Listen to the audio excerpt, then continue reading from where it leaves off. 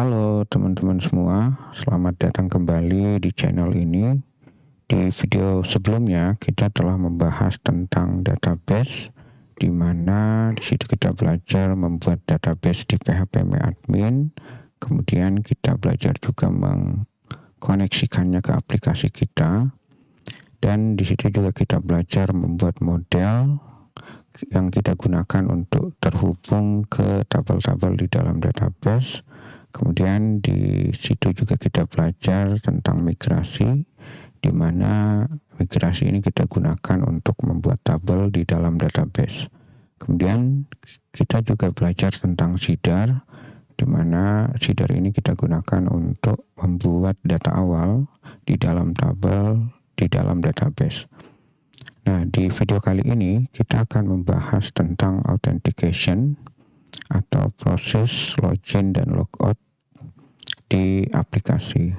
Nah, sebelum teman-teman atau sebelum kita membuka kode di Visual Studio Code, ada yang perlu teman-teman pahami terkait dengan authentication. Yang pertama adalah session, yang kedua adalah middleware. Nah, teman-teman bisa baca nih. Di sini saya tuliskan deskripsi yang intinya session ini digunakan sebagai alat pengecek nantinya di aplikasi. Nah, jika sessionnya ada, maka dianggap oleh aplikasi user itu atau pengguna itu sudah login. Sedangkan jika sessionnya belum ada, maka user atau pengguna tersebut dianggap belum login. Nah, kemudian di sini kita juga harus belajar membuat session, kemudian mengecek session, kemudian mengakses dan menghapus session. Nah, di sini saya sudah tuliskan kode perintah untuk membuat session. Jadi teman-teman boleh menuliskan session ID, ini nama sessionnya dan nilainya di sebelah kanan. Kemudian juga untuk mengecek apakah session itu ada atau tidak, kita menggunakan perintah session hash ID. Ini artinya jika session ID ada, maka hasilnya true. Jika sessionnya ID tidak ada, maka menghasilkan nilai false. Kemudian juga di sini untuk mengakses apakah kita ingin menampilkan nilai dari session ataupun menjadikan session sebagai nilai dari query. Nah, ini caranya adalah session get ID, atau teman-teman boleh pakai cara yang kedua atau session ID. Jadi silakan teman-teman pilih salah satu. Kemudian untuk menghapus session, teman-teman boleh menuliskan seperti ini, session forget ID. Jadi ini untuk menghapus session. Nah, kemudian yang kedua yang perlu teman-teman pahami adalah middleware. Nah, middleware ini dalam konteks Laravel secara umum, prinsip kerja middleware adalah mencegat request yang masuk untuk kemudian diproses terlebih dahulu sebelum diberikan kepada controller yang dituju atau diarahkan ke controller lain. Jadi, sebelum diarahkan ke controller yang dituju, dia diintrusi dulu atau dicegat dulu. Jika memenuhi, maka boleh menuju ke controller tersebut. Jika tidak, maka diarahkan ke controller lain. Nah, semua middleware ini berada di dalam folder middleware, di dalam folder HTTP, dan di dalam folder app. Kemudian, kita juga harus bisa membuat, mendaftarkan, dan menggunakan middleware. Nah, perintah untuk membuat file middleware ini saya sudah tuliskan. Ketika teman-teman menuliskan perintah ini, php artisan make middleware check sudah login, maka akan dibuatkan sebuah file di dalam folder middleware yang namanya check sudah login.php. Nah, tentu teman-teman nanti harus melengkapi kode di dalam middleware. Kemudian setelah teman-teman membuat middleware, teman-teman harus mendaftarkannya di file kernel.php. Nah, posisinya ada di folder HTTP. Nah, kemudian juga teman-teman harus bisa menggunakannya. Nah, ini contoh penggunaan middleware di controller, teman-teman. Di middleware apa? Silahkan tulis nama middleware yang ingin teman-teman gunakan. Oke, kemudian teman-teman juga harus tahu proses di login itu apa saja sih. Nah, di proses login itu menerima inputan username, dalam hal ini email dan password dari user. Kemudian tentu tugas kedua adalah mengecek username dan password yang diinputkan. Kemudian jika sesuai, maka akan dibuatkan session dengan nama ID yang nilainya diambil dari ID user dan mengarahkan ke halaman dashboard. Nah, jika tidak sesuai, maka diberikan pesan error bahwa username atau password salah dan diarahkan ke halaman login. Sedangkan untuk proses logout ini masih login ya. Jika teman-teman menganalisa tentang logout, ini kita dalam posisi masih login, kemudian kita ingin keluar dari aplikasi. Nah, tugas pertama ini adalah mengecek apakah ada session dengan nama ID.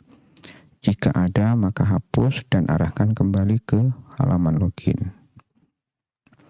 Oke, itu teman-teman yang perlu kita pahami dalam proses autentikasi atau login dan logout. Nah, sekarang silahkan teman-teman buka Laragonnya. Kita akan buka juga Visual Studio Code. Jadi silahkan buka Laragon. Kemudian silahkan jalankan. Setelah jalan, silahkan teman-teman buka database dengan mengklik tombol database. Dan silahkan juga teman-teman buka terminal dengan klik tombol terminal. Nah, kita akan ke web browser dulu. Silahkan teman-teman masukkan username-nya root, kemudian passwordnya kosong. Silahkan login. Silahkan arahkan ke database Laravel 10 perpustakaan dan buka tabel user. Nah, di sini teman-teman bisa menggunakan email yang teman-teman inginkan untuk masuk ke dalam aplikasi. Oke, kemudian kita buka terminal, kita masuk dulu ke dalam project Laravel kita, cd spasi Laravel 10 perpustakaan. Oke, setelah teman-teman masuk, kita akan buka project kita di dalam Visual Studio Code. Kita ketikkan kode spasi titik. Nah, setelah kode teman-teman atau proyek teman-teman terbuka di Visual Studio Code, kita akan close dulu terminalnya. Ini saya akan close. Kemudian saya akan perlihatkan dua middleware yang telah saya buat. Di sini saya memiliki middleware di dalam folder app, di dalam folder HTTP, dan di dalam folder middleware. Nah, di sini ada banyak middleware. Ini memang sudah ada ketika teman-teman menginstal pertama kali Laravel.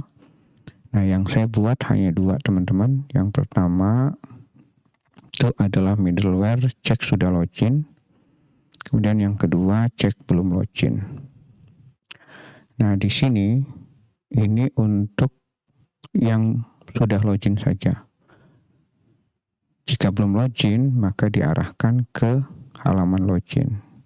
Jadi, jika mengecek belum login atau tidaknya, di sini ada pengecekan. Jika tidak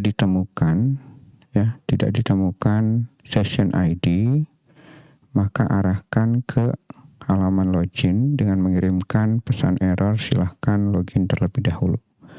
Jika sudah login, maka diarahkan ke halaman yang dituju. Nah, jadi middleware cek sudah login hanya mengecek yang sudah login. Jika belum, dikembalikan ke halaman login. Nah, sedangkan untuk yang cek belum login, ini hanya bisa diakses jika halaman itu memang dapat diakses oleh pengguna yang belum login. Contohnya halaman ketika pertama kali menampilkan halaman login dan juga proses login. Ya, jadi di sini artinya jika sudah login, kembalikan lagi ke dalam aplikasi ke halaman dashboard. Jadi tidak boleh mengakses halaman login sedangkan user itu sudah login. Tapi kalau belum login, maka diarahkan, kalau sudah login, maka diarahkan ke halaman dashboard. Nah, kalau belum, bisa mengakses halaman login. Oke, nah itu teman-teman 2 middleware yang kita gunakan. Kemudian middleware itu kita simpan di dalam controller teman-teman. Jadi silahkan teman-teman ke controller. Saya akan contohkan, misalnya kita ke app, kemudian kita ke HTTP, kemudian controller. Di sini misalnya saya membuka controller dashboard. Nah, di sini saya akan buka. Nah, di sini teman-teman melihat ada public function underscore construct. Nah, fungsi ini digunakan oleh Laravel itu bertujuan untuk melakukan sebelum mengeksekusi fungsi yang dituju. Misalnya kita ingin menuju ke fungsi index, tetapi sebelum menjalankan fungsi index, yang dijalankan terlebih dahulu adalah fungsi construct. Jadi memang construct ini akan terus dijalankan selama ada yang mengakses fungsi-fungsi lain selain construct.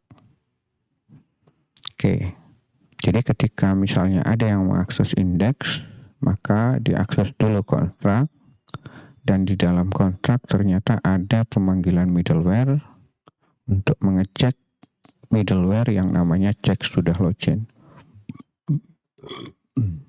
Nah, di sini teman-teman melihat nama middleware-nya check sudah login, sedangkan nama filenya itu huruf besar semua nih, check sudah login. Nah, jadi nama middleware yang saya tulis di sini adalah nama middleware yang dialiaskan, teman-teman. Nah, ingat sebelumnya kita harus mendaftarkan middleware. Nah, kita mendaftarkannya itu di folder app dan masuk ke HTTP, kemudian masuk ke file kernel. Nah, di sini di variabel middleware aliases ya. Di situ saya menambahkan nama alias yang huruf C-nya atau huruf awalnya itu kecil, check sudah login. Di mana check sudah login ini akan mengakses file atau kelas yang namanya check sudah login. Nah, yang ini teman-teman, check sudah login. Nah, kemudian yang check belum login akan mengakses yang check belum login. Oke, jadi ketika saya mau menggunakan middleware check sudah login, saya mengaksesnya dengan nama check sudah login yang ini teman-teman. Nah, jadi di sini saya menggunakan middleware check sudah login dengan nama alias yang tadi. Nah, jadi ketika mengakses middleware check sudah login, middleware itu hanya bisa memastikan apakah user ini sudah login atau belum. Jika sudah login, maka boleh mengakses index, fungsi index. Jika belum login, maka diarahkan ke halaman login. Nah, ini juga digunakan di halaman aplikasi yang lain, teman-teman. Misalnya My Profile, ya, misalnya My Profile. Kemudian juga ini ada penerbit, kemudian pengguna, transaksi, kemudian juga buku. Itu digunakan semua, teman-teman. Dan posisinya kita taruh di dalam construct. Karena construct ini akan dijalankan terlebih dahulu sebelum fungsi yang dituju dijalankan. Oke, kemudian proses di sini ada, kita kembali ke ini teman-teman, kita akan cari web.php. Silahkan teman-teman ke routes, kemudian buka web.php, kemudian ini saya tukar ya, saya buka. Nah, proses pembuatan session itu ada di proses ini teman-teman, ada di dua proses ini, tapi yang utama ketika dia membuat session itu ada di proses post _login. Jadi 3 alamat di sini, 2 alamat namanya sama tapi metodenya berbeda, yang satu get, yang satu post. Nah, ini untuk menampilkan halaman login saja. Kalau ini mengeksekusi proses login, sedangkan yang ini mengeksekusi proses logout. Nah, dua proses ini itu menggunakan middleware cek belum login, karena dua route ini itu hanya bisa diakses oleh user yang belum login, menampilkan halaman login dan melakukan proses login. Nah, itu tentu user-user yang belum login. Sedangkan untuk logout itu digunakan oleh user atau pengguna yang sudah login. Oke, nah sekarang saya akan buka fungsi indeks di dalam out controller. Saya akan kontrol klik fungsi indeks. Nah, ini fungsi indeks. Nah, fungsi indeks akan diinterupsi oleh cek belum login. Jadi yang diinstruksi oleh middleware cek belum login itu menampilkan halaman login dan mengeksekusi proses login. Jadi dua fungsi ini teman-teman, dua fungsi ini itu diinterupsi oleh middleware cek belum login di dalam out controller. Sedangkan untuk logout itu diinterupsi, yang ini diinterupsi oleh middleware cek sudah login. Jadi hanya user atau pengguna yang sudah login saja yang bisa mengakses logout ini. Oke, nah jadi di sini menampilkan halaman login ini di file login blade.php di dalam folder out. Nah, ini kalau teman-teman lihat di folder itu berada di resource, views, kemudian di out. Sini ada login, tapi kita di sini tidak menuliskan blade.php, tapi nama filenya harus ada blade.php. Nah, ini kok saya buka. Nah, inilah proses login. Nah, kemudian proses login itu ada di sini teman-teman. Nah, untuk lebih jelasnya kita akan buka aplikasi agar teman-teman paham kodenya seperti apa. Ini saya akan klik kanan untuk membuka aplikasi ke www, kemudian buka Laravel 10 perpustakaan.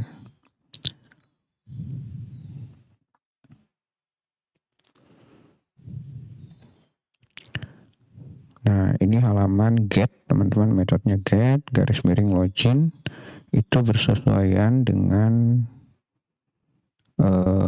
ini teman-teman, bersesuaian dengan ini. Kemudian memanggil fungsi indeks di dalam out controller.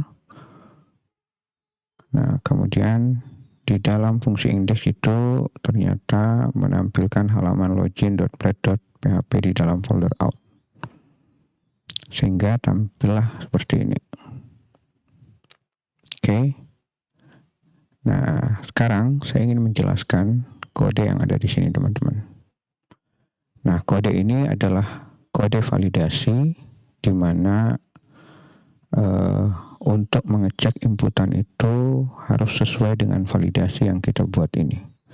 Jadi di sini jika inputan email, maksudnya itu mewajibkan harus terisi, dan juga mewajibkan jika terisi formatnya harus email, harus memiliki @gmail.com contohnya. Nah, kemudian untuk password itu juga harus terisi, isiannya harus terisi.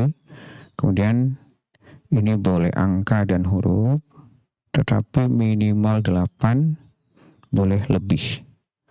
Nah, jika nanti ketika dicek isian dari inputan pengguna atau user tidak sesuai, maka akan kembali lagi ke halaman index atau ke halaman login, tetapi dengan mengirimkan pesan-pesan error.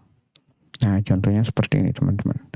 Misalnya ini saya tidak isi, tapi saya mengirimkan ke proses login dengan mengklik tombol login. Nah, di sini akan ada pesan error.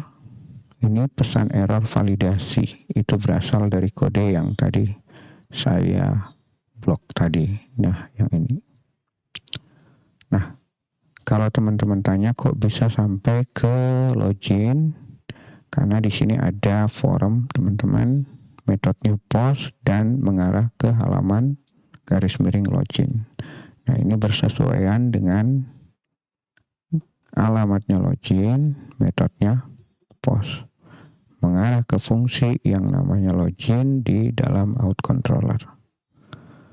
Nah, jadi itu teman-teman. Jadi misalnya emailnya salah formatnya ya, saya tidak menuliskan kemudian saya login. Nah, di sini email sudah berbeda teman-teman. Ini menjelaskan tentang tidak validnya format email yang kita tulis. Nah, tetapi kalau kita berhasil, misalnya saya akan menuliskan email yang betul, kemudian passwordnya juga betul, atau misalnya passwordnya salah dulu teman-teman. Ini passwordnya salah dulu. Oh tidak, ini biarkan saja passwordnya benar, kemudian kita login. Nah, maka akan diarahkan ke sini teman-teman.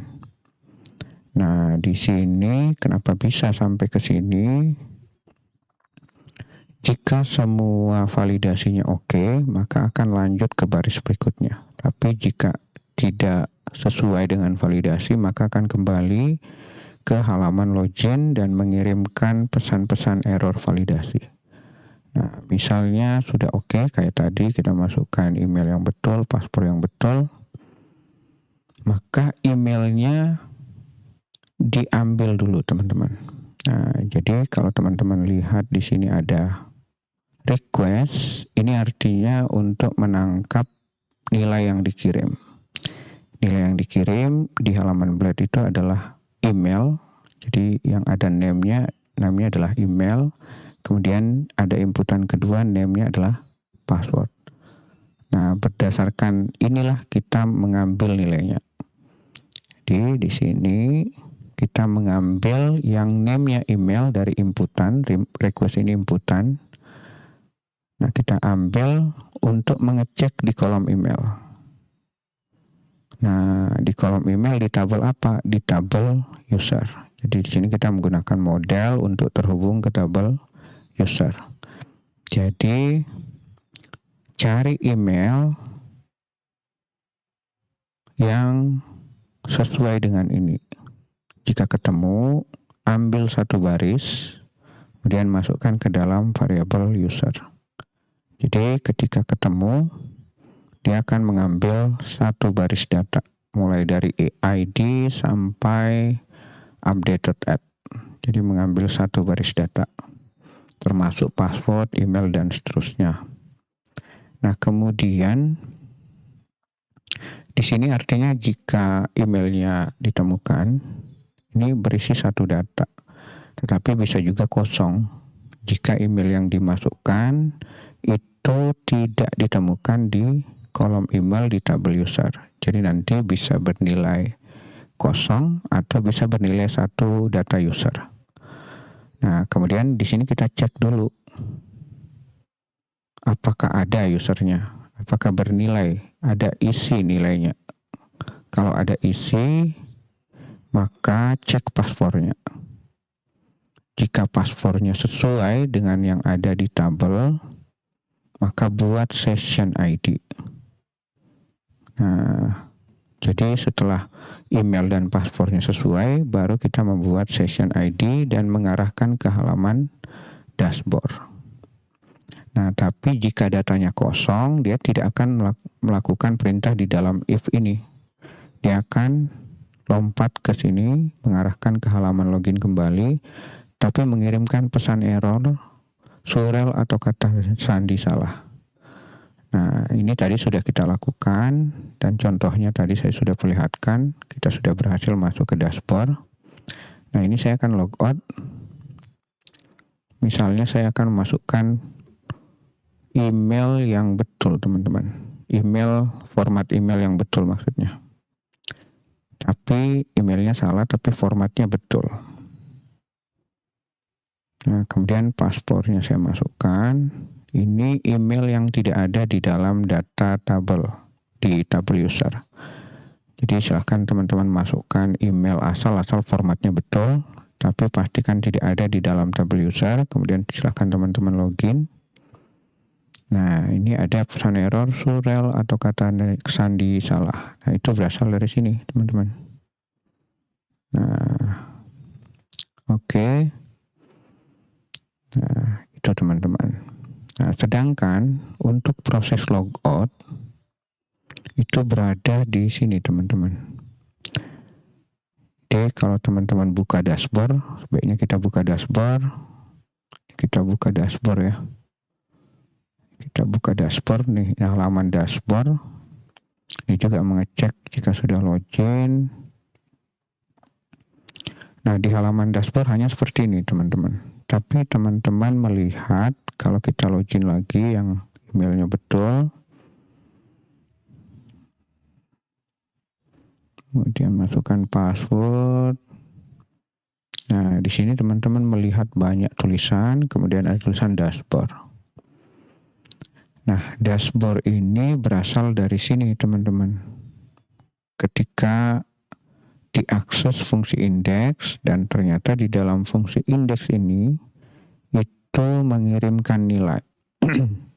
Jadi ini mengakses file index.blade.php di dalam dashboard yang ini, tapi sekaligus juga mengirimkan nilai dengan key title. Jadi kalau kita mau mengakses nilai dashboard, maka kita mengaksesnya dengan key title. Nah, cara mengaksesnya di Blade itu menggunakan $title. Nama key-nya, kemudian kita tambahkan $.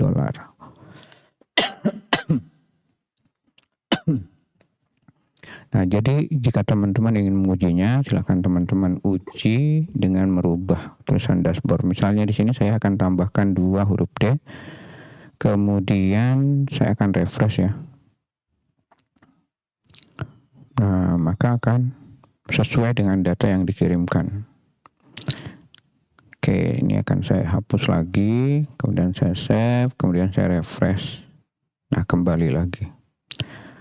Nah, di sini teman-teman kita memiliki sebenarnya ada 4 bagian yang utama. Yang pertama bagian top bar yang warna putih bagian atas nih. Kemudian sebelah kiri bagian sidebar atau menu-menu utama nih di sebelah kiri. Kemudian di bagian bawah itu yang putih ini copyright, itu saya sebut dengan footer. Jadi top bar, sidebar dan footer, serta di sini adalah konten. Jadi ketika kita punya index.blade.php, ini kita sebut konten. Nah, terus di mana kode-kode top bar, sidebar dan footer itu berada di sini, teman-teman. Jadi konten ini, section konten ini akan kita tempel ke dalam layout main. Nah, nanti ini akan kita bahas lebih detail lagi. Ini jadi semua halaman, baik halaman misalnya my profile, index, itu sebenarnya menggunakan template utama. Yang konten nantinya akan ditempelkan ke file main.blade.php yang berada dalam folder layout. Nah, sekarang kita akan lihat teman-teman, kita ke dashboard, kemudian kita lihat layout main, file main.blade.php yang berada dalam folder layout, kita kontrol klik. Nah, inilah dia. Nah, di dalam template ini, yang konten tadi, section konten itu kita tempel di sini, teman-teman. Jadi kalau teman-teman lihat di sini ada section konten, section konten ini berpasangan dengan ini, yield content. Jadi yield content ini akan mencari section konten, kemudian menempelkannya di sini. Nah, kemudian untuk top bar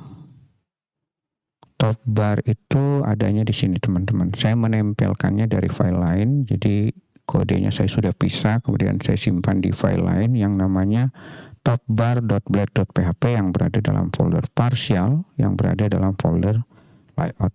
Jadi kalau kita kontrol klik nih, kita kontrol klik, nah, di sini akan membuka folder yang namanya topbar, file yang namanya topbar. Nah, topbar ini di dalamnya itu memiliki tombol logout. Nah, jadi kalau kita klik maka akan tampil modal. Nah, ketika kita cancel, ini artinya batal, tidak melakukan proses logout. Ini kita batal. Kalau kita refresh, maka akan tetap bisa mengakses halaman dashboard. Tapi kalau kita klik logout, barulah dia akan masuk ke dalam fungsi logout, menghapus session dan mengarahkan kembali kita ke halaman login. Nah, contohnya ada di sini, teman-teman. Sini ada tombol logout. Jadi sebelum melakukan proses logout, tombol logout ini yang saya maksud yang ini, saya akan masuk lagi.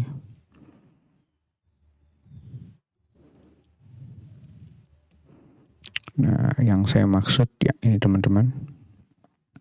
Nah, tombol logout ini itu bertugas untuk menampilkan modal ya.